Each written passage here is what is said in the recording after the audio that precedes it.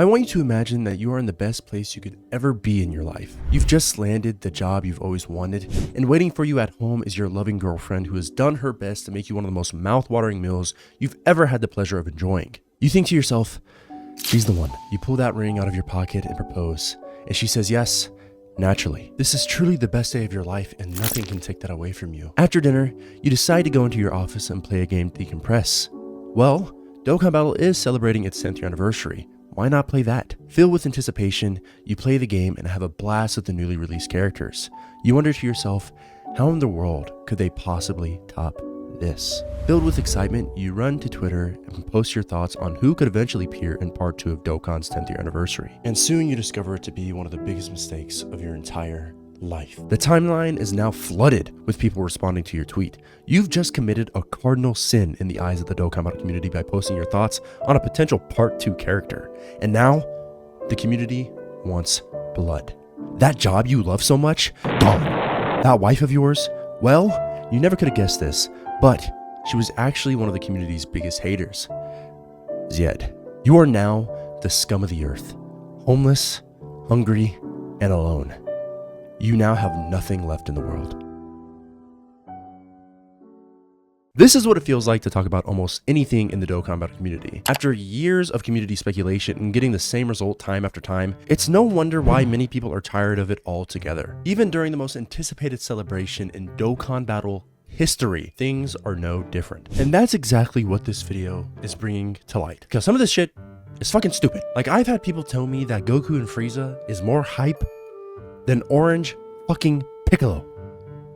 What world do we live in? And I get it, subjectivity exists in media. I mean, that is what art is. Something can be beautiful and really awesome to somebody else and be completely garbage and worthless to the other. Just to throw out an example off the top of my head, Minato's Flash likes Rent-A-Girlfriend, and I fucking hate that shit. And that's not to say that I think the Goku Frieza moment in Dragon Ball Super is trash. I actually really loved this fight.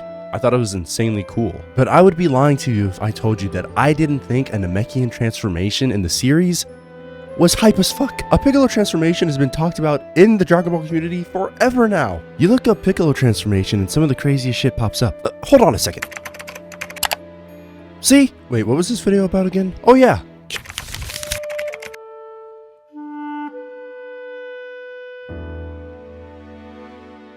I decided to make this video after the reveal stream just to really drive home my point here. If you create a concept for an anniversary or a worldwide download celebration and that shit ends up being wrong, something fucking terrible is going to happen. And no, I'm not talking about your house burning down or that job you really like blowing up all of a sudden. That's real world shit.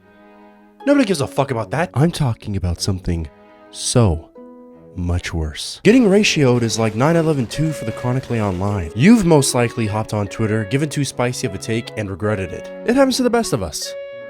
But in this community, it's fucking stupid. You could seriously go on Twitter right now and be like, hey guys, I really think this character is quite cool and maybe I would like to see it for an anniversary at some point. And the most Chronically Online hobgoblin would come into your comments, post 3 cat laughing emojis, and dip. 700 likes. This is the state of Dokkan Twitter, and it's sad. And I'm nowhere near arrogant enough to sit here and say that this video is gonna put a stop to any of that. Hell, sometimes, even I'm guilty of it. Like, what the fuck do you mean you want an LR Kid Goku for an anniversary? This is a gacha game. I'm gonna hold your balls when I tell you this, but they want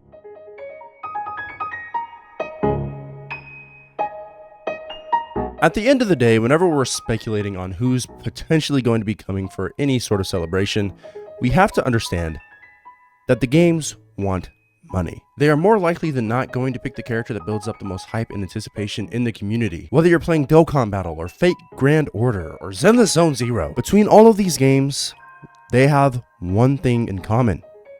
They want your money. I feel like now is the appropriate time to give you guys a little bit of context as to why this video exists in the first place. Me, Minato's Flash, Swakage, Halvard, and a bunch of other people from the community were really happy with the Part 1 characters. But I'd be lying if I didn't say that Part 1, like usual, was a little bit boring. The new characters are very strong, and they just kind of blew through content very easily. So what did we do for fun? Well, the part 2 pre-stream was supposed to reveal 3 new characters, so we speculated on who they might be. One of those characters had already been leaked, so we knew exactly who they were. Through context clues, we determined that Super Saiyan 2 Gohan had to be coming this celebration. But that third slot was up in the air.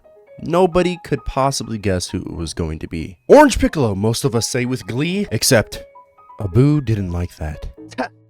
Backlash. We all let out a gasp.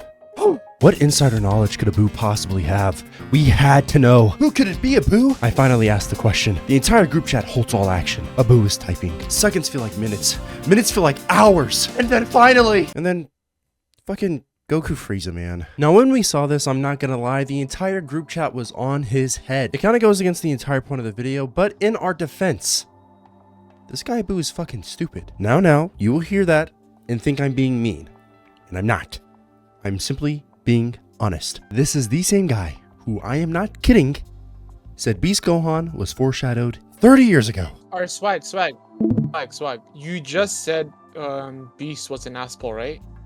Yeah, He was. is. Yeah, I don't Alright, know. look at the group chat right now. No, look at the group chat right now. Look at the video I posted. Start from Dude. 40 seconds. Beast Gohan was There, like, that right fucking there. a Spider-Man nutsack when that was Oh made. my god, Bro, you're saying They foreshadowed foreshadowed Beast in the- from Majin Buu Saga. Anyway, none of us wanted a Goku Frieza to come to an anniversary but Abu. And while at the time I was clowning on him and making a bunch of jokes, at the end of the day, it really doesn't matter.